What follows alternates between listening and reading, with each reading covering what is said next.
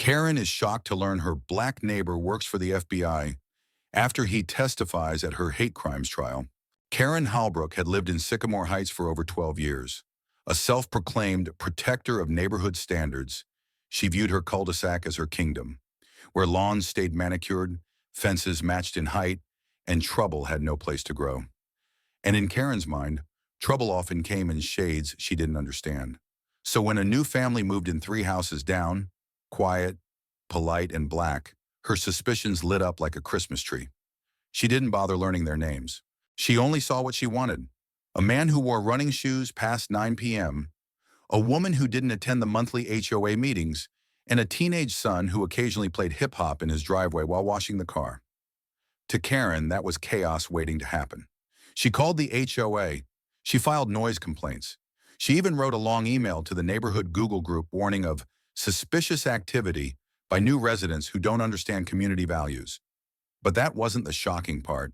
The shocking part came on a cold Thursday morning when her world unraveled, live in a courtroom. It all started with an altercation outside the local grocery store.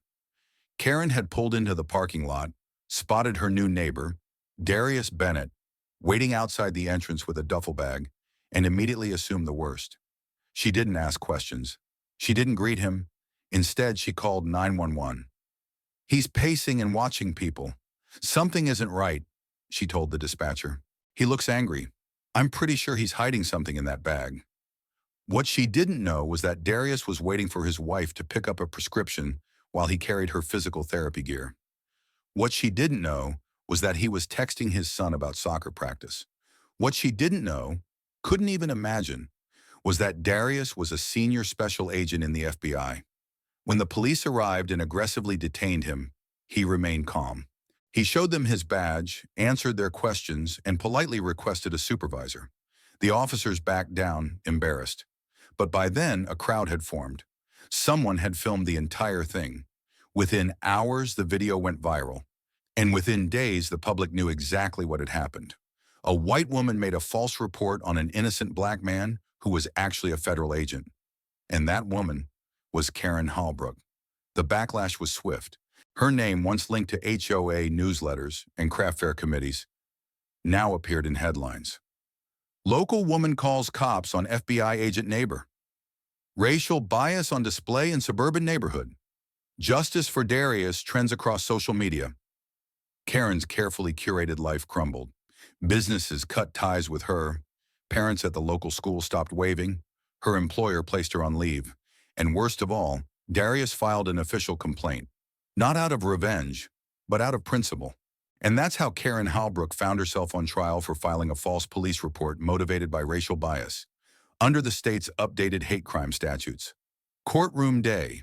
Karen sat stiffly in her beige sweater, face pale under the fluorescent lights. She looked smaller than usual, her normally confident posture wilted beneath public scrutiny.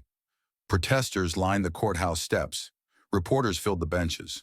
The door at the back opened, and in walked Darius. He wore a dark navy suit with a crisp FBI badge clipped to his lapel.